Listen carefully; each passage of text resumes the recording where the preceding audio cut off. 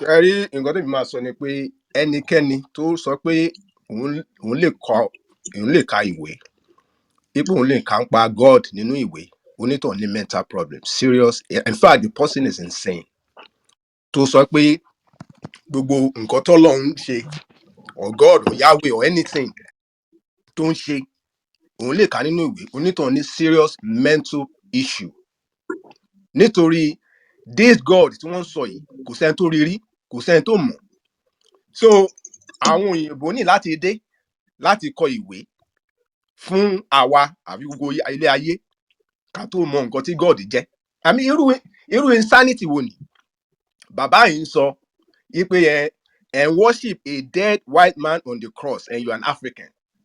I mean, ṣe rí àwọn èèyàn wa we are insane àti lose mind wa completely.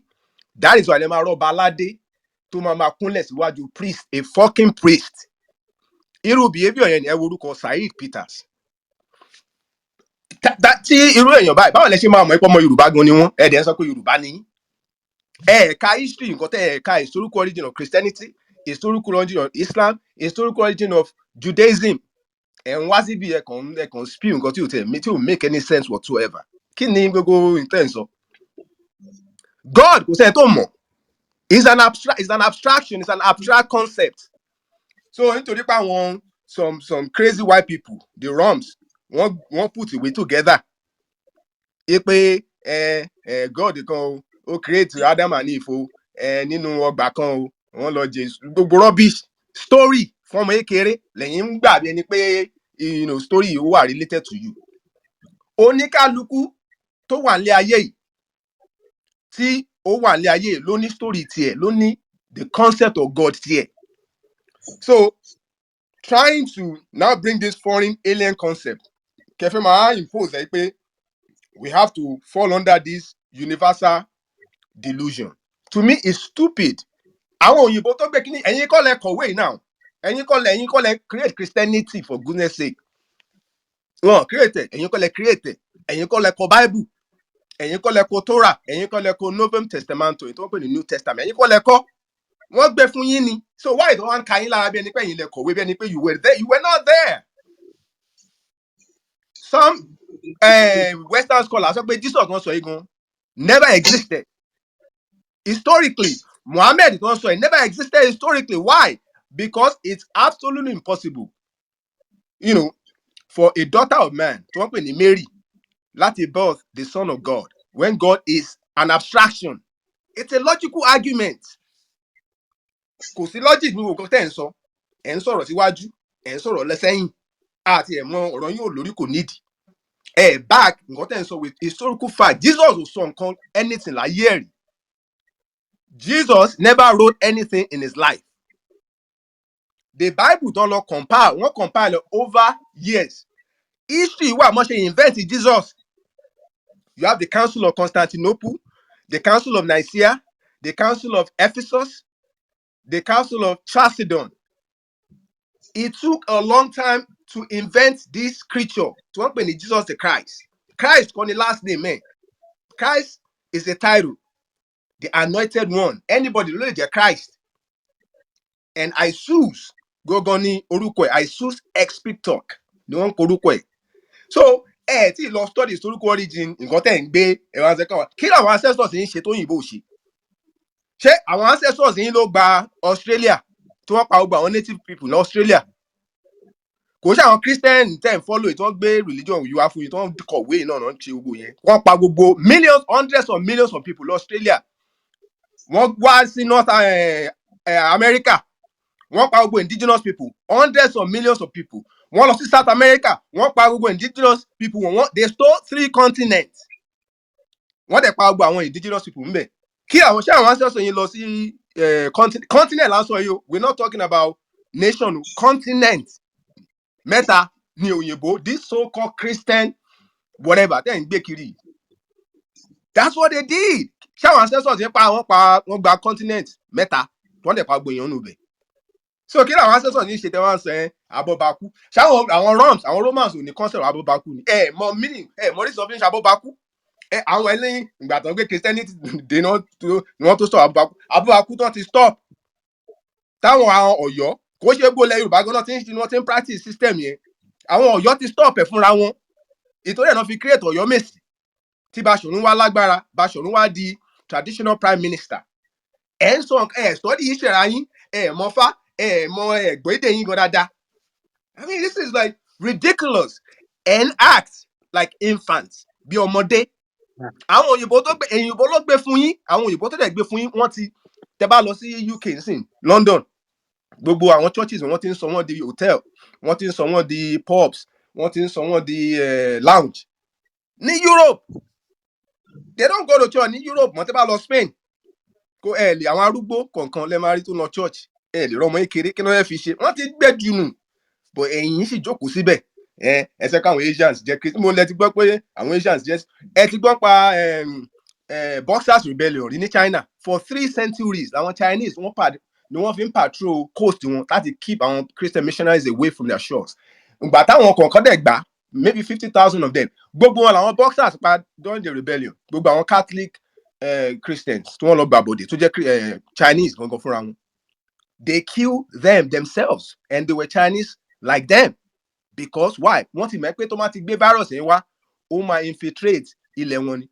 Christianity ti wà nù Nàìjíríà tá à ń sọ yìí àbí gbogbo Nàìjà bóyá bíi 90% ìsirà Christian àbí Muslim ni wọ́n ẹ wo bí Nàìjà ṣe rí náà ń bọ̀ ní Jesus wá wà wáyé tí Jesus yóò perform miracle Nàìjà tó dẹ̀ ń perform miracle ní Japan ṣáwọn Japanese Christian ni wọ́n ni ṣé Japanese ṣe Christian ni wọ́n ni mélòó ni population àwọn Christian ní Scandinavians ní Finland ní Norway ní Sweden maybe 1% or 0% gan tọ́máfẹ́yìn ní pé kẹwàá lọ sí Finland sí nǹkan fún yín pẹ̀fẹ́ lọ́yẹ̀ ní sáré lọ síbẹ̀ ìlú tí wọn ní Christianity nìyẹn gbogbo fóònù tẹ̀ ń lò àwọn Chinese ló ṣe gbogbo Honda gbogbo tẹ̀ ń drive Toyota àwọn Japanese wọn ṣe Christian.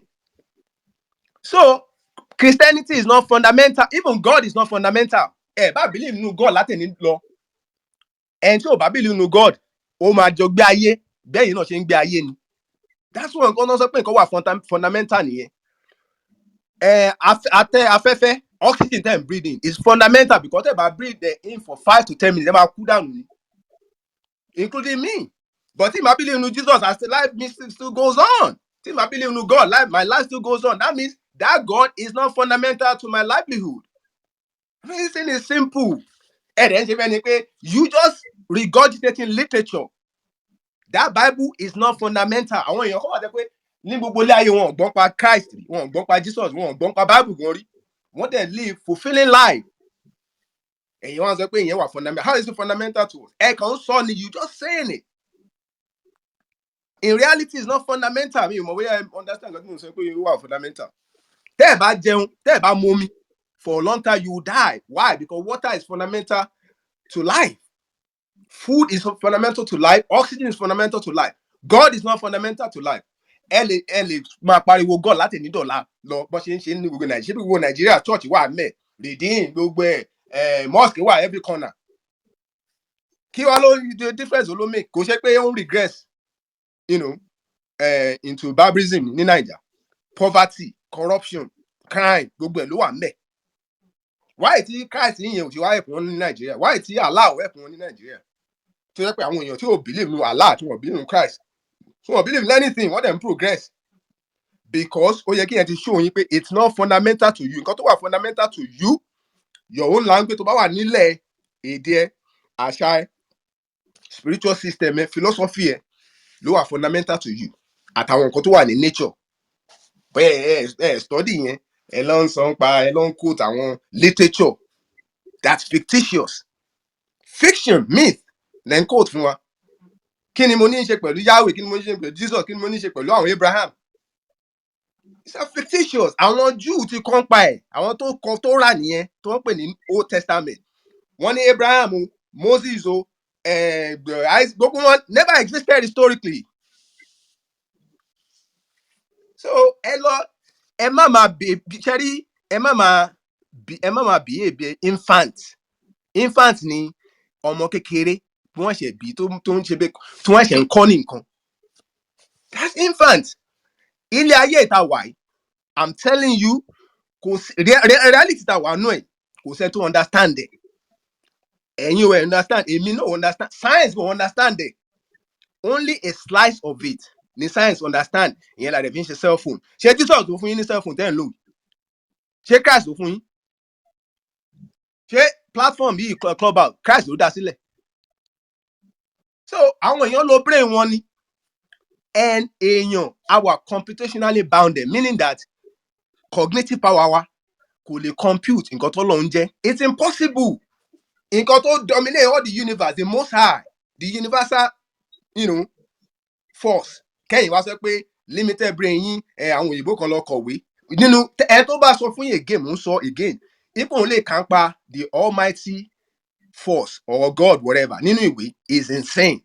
I don't care who it is. Kò bá jẹ́ Queen of England, kò bá jẹ́ anybody. Tó yẹ pé you have to read Quran. Quran ni wàá ti kọ́ pa Allah. That person is insane. You cannot compute God. Èèyàn. Báwo ni àwa tá wà limited computationally, cognitively, a máa lè compute nǹkan tó yẹ pé ó wà computationally unbounded, ó wà limitless. We are limited.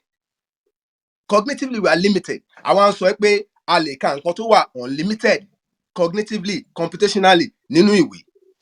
How is that possible? How do you even know this God? How do you know God answer is not the smallest matter, the smallest form of unit of matter? How do you know to aggregate array, láti into this complex system tá mọ̀ wípé this universe? How do you know? You don't know. Nobody knows anything about this God. Gbogbo ìtẹ́ ìsọ yẹn, Moses ó ṣe gbá ó ṣà nǹkan tó ń pè ní epistemology nìyẹn, knowledge nìyẹn. Then there's a difference between ontology, which is reality. Téèyàn kò mọ̀. Reality that way, kò sẹ́ni tó mọ̀. It's X. Gbogbo wípé IFÁ, Quran, all this other stuff, the Vedas, Puranas, in the gbogbo àwọn yẹn, they are all knowledge táwọn èèyàn gather based on the reality of the environment. The distance between ìtàwọn tarùpá mọ̀ àti what reality really is, yẹn náà ń pè ní human ignorance. And human ignorance ló create gbogbo ìtẹ́ ń ṣe, ìtẹ́ ń sọ, tẹ́ rò pé tẹ́ bá kú, ẹ máa lọ sí heaven or you go to hell, all this rubbish. Human ignorance so created. We try to figure things out because we are computationally bounded. So the little time affair, we try to make sense of this reality. We don't know it. So I have to read the Bible to understand Olódùmarè tàbí Ọlọ́run tàbí the universal deity. It's ridiculous. It's stupid. So move away from this thing. Go back home. Try to understand your own fundamentals, your own language, your own culture, your own system. To what you were reposited in IFÁ corpus. You don't know anything about IFÁ? And so commandments, Jesus, ṣé gbogbo yẹn ò sínú kò sí kó yẹn ọmọlúwàbí kò nínú IFÁ ni. So it's in a double consciousness, probably even triple consciousness. You need to go back home so you can, láti lè recapture single consciousness tẹ níyẹn, that one consciousness, which is the Yorùbá consciousness. Without Yorùbá consciousness, that kan máa bẹ́ẹ̀ tẹ̀jẹ́ sọ̀rọ̀ gan-an kan sọ̀rọ̀ lọ síwájú ọ̀rọ̀ yín to me is not coherent, kò wà logical, ó wà devoid of critical thinking. With all due respect, with all due respect. So ẹ try láti study system ti yín. You have to go back home because ṣẹ́rí Naija, bí Naija ṣe wà ní the poverty level one is the testament to the group or collective stupidity of the people tó wà ní Naija. I'm telling you. Táwọn èèyàn bá ti ń ṣe nǹkan tí ò yẹ kó máa ṣe, bí kó máa worship a dead white man on the cross, kó máa lọ Mecca, lọ ṣe gbogbo ẹ̀. They suffer. That's what happens. They suffer. Gbogbo nǹkan tó mọ Yorùbá mọ́lẹ̀ ní àwọn olókìrètò oníṣẹ̀ṣe ni o. Ẹ̀bà tẹ́ ń jẹ, fùfú tẹ́ ń jẹ, àmàlà tẹ́ ń jẹ, epo tẹ́ ń jẹ, aṣọ òkè tẹ́ fi ń ṣe márè ta ló kírètẹ̀. Ṣáwọn Jesus ló kírètẹ̀ fún yín? Àwọn oníṣẹ̀ṣe ni o. Àwọn olóògùn, àwọn ọlọ́ṣun, ọlọ́ṣà, gbogbo iyùn tẹ́ máa ń wọ̀ sọ́rùn ìlẹ̀kẹ̀. Ṣé Rome náà ti kó wá? Ṣé Jerusalem náà ti kó wá? Àwọn ancestors wa ló ṣe, àwọn oníṣẹ̀ṣe dẹ̀ ni wọ́n. So kí lẹ̀yin ṣe, ẹ̀yin tẹ́ sọ pé kiriyó ni àtàwọn olóṣùkà? Kí lẹ create nílẹ̀ Yorùbá? Ẹ bá wa dáhùn. Ẹ create anything. Ẹ kàn ń balẹ̀ Yorùbá jẹ́ ni. Education tẹ́ ni wọ́n mú, tẹ́ máa ń pariwo pé wọ́n mú wá. Kí lẹ fẹ́ education ṣe? education, this so-called Western Christian whatever education dem sọ kí lẹ fi ṣe sílẹ̀ Yorùbá because gbogbo nǹkan tó mọ lẹ Yorùbá sí wọ́n ti create ẹ̀, àwọn oníṣẹ̀ṣe ancestors wa ti create ẹ̀ kí wọ́n tó kó gbọ́ these gutter religions délẹ̀ wa kí lẹ add to Yorùbá civilization tó máa anybody tó ń wá òyìnbó máa wá lẹ̀ Yorùbá kí ló fẹ́ wá ṣe ṣé ó wá fẹ́ wá wo cathedral àbí fẹ́ wá wo mosque ó fẹ́ wá kọ́ ifá lọ́dọ̀ àwọn babaláwo àwọn wo ló nífá àwọn oníṣẹ̀ṣe tẹ bá wo Brazil bẹ ṣe wà tẹ wọ Cuba ẹ lọ sí South America kẹ gbé ìdífá ẹ wò wọn máa pọ́n yín lé ẹ wá lọ kẹ gbé kẹ ní Christian ní wọn kàn wò yín Yorùbá ni ìwọ mọ fa òun mẹnìtì kíni ọbọ ọjà so ẹ padà lọ sílé kò sí nǹkan tó máa yàn pín ilé ayé yo ju pé oníkálukú ló ní òjíṣẹ́ tí Ọlọ́run fún àwa náà ló jíṣẹ́ wa a ní story wa a ní philosophy wa gbogbo ẹ̀ ìgbà tá a dẹ̀ stand on that philosophy la create gbogbo nǹkan tá a create òyìnbó kọ́ ló kọ́ aṣọ òkè fún wa o òyìnbó kọ́ ló ṣe epo fún wa o òyìnbó kọ́ ló kọ́ ọmọ ní ṣàmàlà o òyìnbó kọ́ ló ṣe bọ́n ṣe ń weave òyìnbó kọ́ ló bá wa ṣe iron tá a fi ń ṣọkọ́ àtàdá o àwọn oníṣẹ̀ṣe ló ṣe o kẹ́ ẹ tó gbé Christianity dé náà ti ṣe o kẹ́ ẹ tó gbé òṣùkà yín àbí ṣálámùsí yín wá IFÁ náà ti ṣe Dare gbogbo má pa mí nà. so nǹkan tó mi ní láti ṣe nìyẹn o ẹ fi dead white man on the cross sílẹ̀ is a dead white man on the cross he can't do shit for you so nǹkan tó mi ní láti ṣe sọ nìyẹn o ṣe o.